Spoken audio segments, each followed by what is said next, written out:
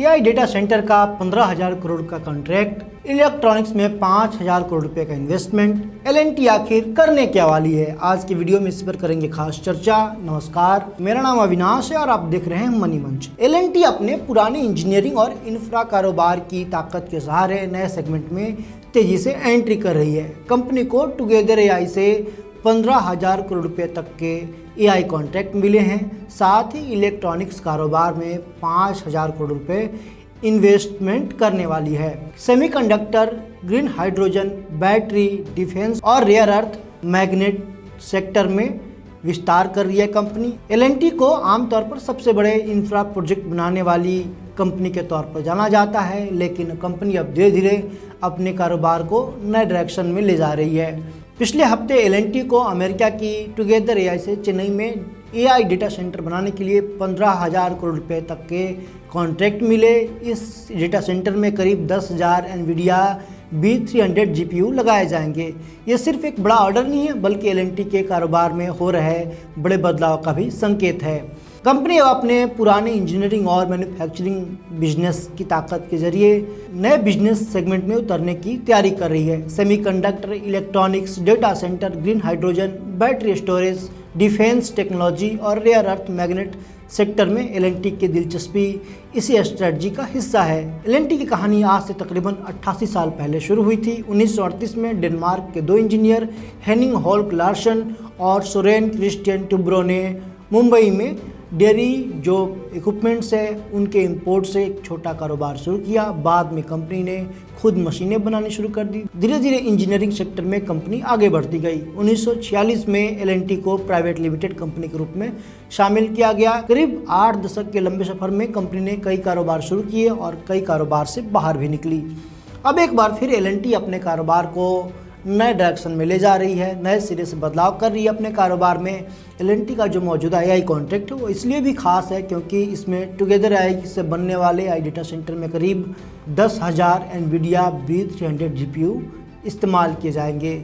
इस कॉन्ट्रैक्ट की संभावित जो कीमत है वो तकरीबन 15,000 करोड़ रुपए होगी।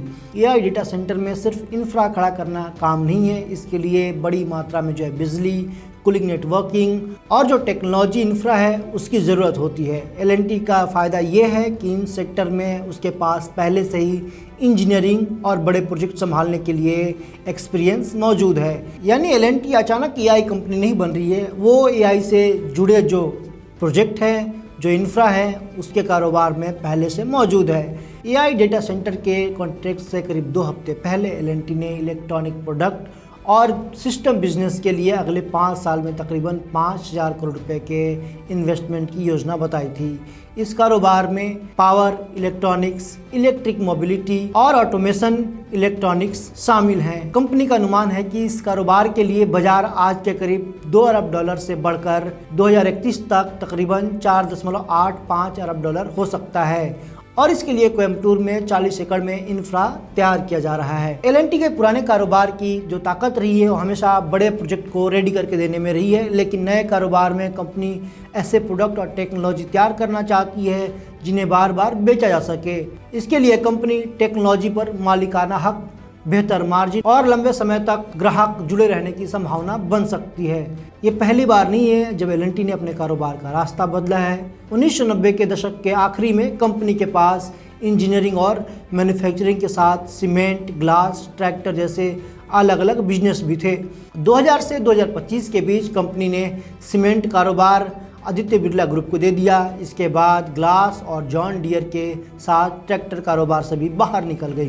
कंपनी का मकसद अपने पैसे और रिसोर्सेज को उन कारोबार में लगाना था जहां उसकी इंजीनियरिंग की जो क्षमता है वो ज़्यादा काम आ सके। इसके बाद एल&टी ने power, ship manufacturing, railway infra, defence और हाई टेक मैन्युफैक्चरिंग जैसे सेक्टर में विस्तार किया। 2010 के दशक में एल&टी ने भारत के बाहर खासकर खाड़ी देशों में अपने कारोबार को तेजी से बढ़ाया। कंपनी ने हाइड्रोकार्बन, पावर और इंफ्रा जैसे सेक्टर में बड़े प्रोजेक्ट हासिल किए। इसके साथ ही एल&टी टेक सर्विसेज और LTI माइंडट्री जैसी कंपनियों के जरिए इंजीनियरिंग सॉफ्टवेयर, डिजिटल टेक्नोलॉजी और IT सर्विसेज में भी उसकी मौजूदगी बढ़ी।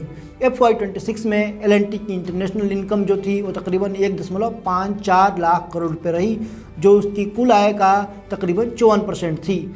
मार्च 2026 तक कंपनी के कुल ऑर्डर जो थे वो तकरीबन 7.40 लाख करोड़ रुपए की थी, जो एक साल पहले के मुकाबले 27% से ज़्यादा थी।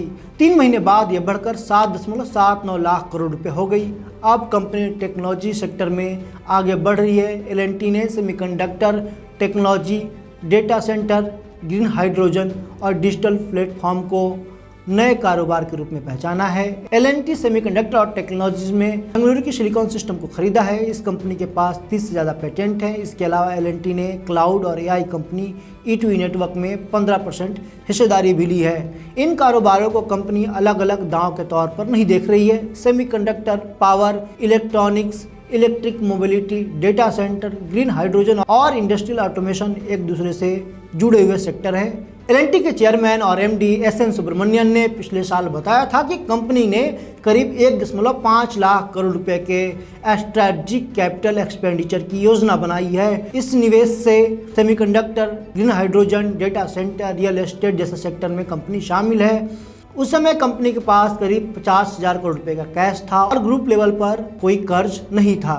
कंपनी की सोच को सुब्रमण्यन के इस बयान से समझा जा सकता है, grow to sell, sell to grow, यानी कंपनी कारोबार खड़ा करने, बड़ा करने और जरूरत पड़ने पर उससे पैसा बनाना चाहती है। L&T सिर्फ सोलर या विंड एनर्जी प्रोजेक्ट बनाने तक सीमित नहीं रहना चाहती। कंपनी ग्रीन हाइड्रोजन के लिए जरूरी इक्विपमेंट्स बनाने पर भी काम कर रही है। कंपनी ने एक इलेक्ट्रोलाइजर मैन्युफैक्चरिंग कारोबार तैयार किया है और इसे भारत की पहली अल्कलाइन इलेक्ट्रोलाइजर गीगा फैक्ट्री बताया है। इसके अलावा कांचीपुरम में बैटरी एनर्जी इन्वेंटरी सिस्टम की भी फैक्ट्री है। डिफेंस कारोबार में भी L&T अब सिर्फ ठेकेदार की भूमिका तक सीमित नहीं रहना चाहती। कंपनी की precision engineering and system unit ने 250 से ज़्यादा सिस्टम और प्रोडक्ट डेवलप किए हैं, जिसमें 50 से ज़्यादा का प्रोडक्शन और इस्तेमाल शुरू हो चुका है। इस कारोबार में स्ट्रैटेजिक इलेक्ट्रॉनिक्स, रडार, ड्रोन और ज़मीन पर इस्तेमाल होने वाले प्लेटफॉर्म और पानी के भीतर इस्तेमाल होने वाले टेक्नोलॉजी शामिल है। कंपनी को उम्मीद है कि डिफेंस की ये यूनिट अगले 5 साल तक अपनी आय को 3 गुना कर सकती है। इसका योगदान L&T के सालाना आय में तकरीबन 3% है। L&T rare earth permanent magnet बनाने के कारोबार में भी उतरने की संभावना तलाश रही है। कंपनी ने सरकार की 7,280 करोड़ रुपए की योजना के तहत घरेलू रेयर अर्थ मैग्नेट मैन्युफैक्चरिंग क्षमता बढ़ाने के लिए बोली लगाने वाली 20 कंपनियों में हिस्सा लिया है और डिफेंस बिजनेस को देखते हुए ये सेक्टर उसकी मौजूदा स्ट्रेटजी से जुड़ा हुआ दिखाई दे रहा है। नई टेक्नोलॉजी पर इतना जोर देने के बावजूद L&T का बड़ा कारोबार अभी भी इंफ्रा और एनर्जी ही है। इस साल मार्च में कंपनी की 7.40 लाख करोड़ रुपए की ऑर्डर बुक में इंफ्रा की जो हिस्सेदारी थी तकरीबन 57% और एनर्जी की हिस्सेदारी तकरीबन 35%, हाईटेक मैन्युफैक्चरिंग की हिस्सेदारी 5% थी। FY26 में कंपनी को रिकॉर्ड 4.36 लाख करोड़ रुपए के नए ऑर्डर्स मिले। इसमें इंटरनेशनल ऑर्डर की हिस्सेदारी तकरीबन 2.51 लाख करोड़ रुपए यानी 58% रही। कंपनी का रेवेन्यू 2.86 लाख करोड़ रुपए रहा, जो 11.8% बढ़ा। FY27 की पहली तिमाही में कंपनी को 1.08 लाख करोड़ रुपए के नए ऑर्डर्स मिले। इस दौरान रेवेन्यू 67,942 करोड़ रुपए रहा और ऑर्डर बुक बढ़कर 7.79 लाख करोड़ रुपए हो गई।